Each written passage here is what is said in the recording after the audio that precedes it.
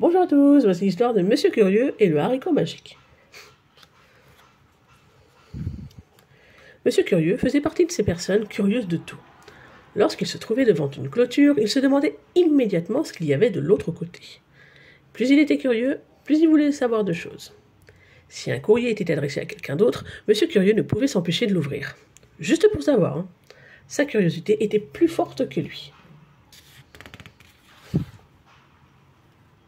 Un jour, alors qu'il se promenait, Monsieur Curieux rencontra un magicien. Le magicien portait un petit sac. Monsieur Curieux, parce qu'il était Monsieur Curieux, voulut savoir ce qu'il y avait dans ce sac. Le magicien lui dit que son sac était rempli de haricots magiques. Monsieur Curieux voulut savoir ce que ces haricots avaient de magique. « Je vais vous en donner un, » dit le magicien. « Plantez-le en rentrant chez vous et vous comprendrez. Mais ceci ne marchera que si vous êtes sûr de vouloir comprendre. » Quelle étrange question. Bien sûr que Monsieur Curieux était sûr de vouloir comprendre. De retour chez lui, Monsieur Curieux planta le haricot dans son jardin. Le matin suivant, il ne put en croire ses yeux. Là, au milieu de son jardin, se dressait un haricot géant qui grimpait jusqu'au ciel.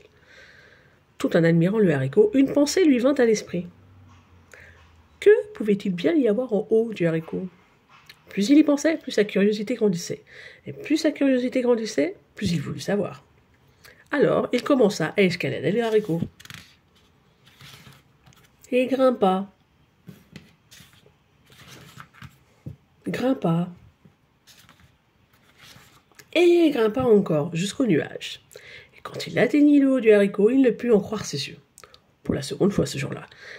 Là, au milieu des nuages, se dressait un immense château. C'est alors qu'une pensée commença à le tarauder. Qui pouvait bien vivre dans ce château ? Et cette pensée se mua en curiosité, et sa curiosité était plus forte que lui. Alors, il marcha à travers les nuages jusqu'au château. L'immense château avait une immense porte avec un immense trou de serrure.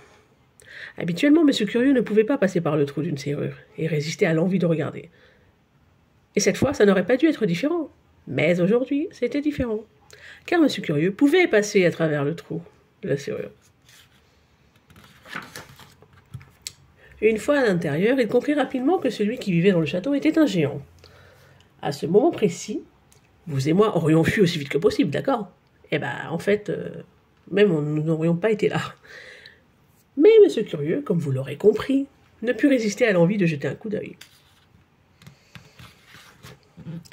Il alla dans la cuisine du géant et trouva dans un coin 3 petits placards.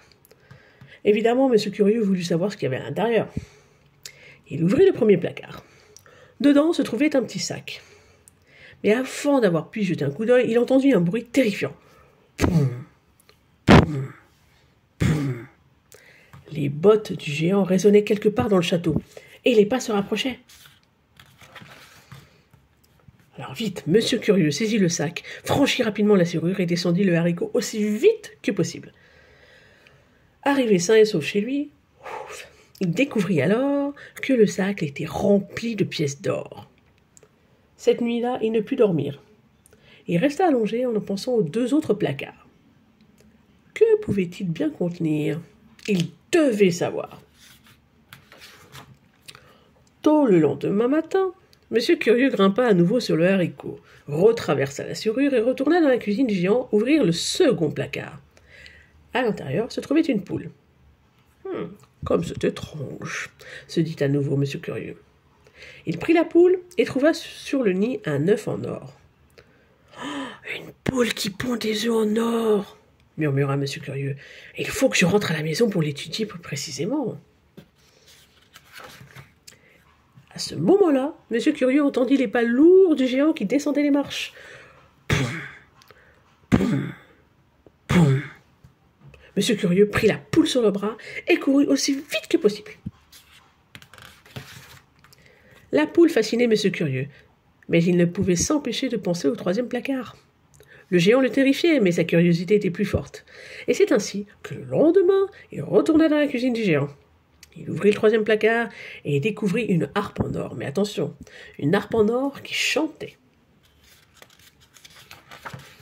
Monsieur Curieux s'assit et écouta la harpe. Il se sentait en sécurité, sachant qu'il pourrait entendre les lourdes bottes du géant. Mais ce matin-là, le géant portait ses pantoufles. Et c'est ainsi qu'il trouva Monsieur Curieux. « C'est donc toi le coupable !» hurla le géant. « Je sens que je vais te broyer les os pour faire mon pain. » Les yeux de Monsieur Curieux sortirent de leurs orbites. « Mais je ne le ferai pas, » continua le géant. « Je préfère manger des cornflakes au petit déjeuner. Maintenant, je sais ce que je vais faire de toi. Puisque tu t'intéresses tellement à ce qu'il y a dans mes placards, tu peux les laver pour moi. » Et c'est ce que fit Monsieur Curieux. Cela lui prit 3 journées entières. « J'espère que cela te servira de leçon, » dit le géant. Et vous pensez sûrement que ce fut le cas. Mais peu de temps après, Monsieur Curieux s'introduisit dans une maison vide dont la porte d'entrée était ouverte. Et il vit sur la table de la cuisine 3 bols de porridge.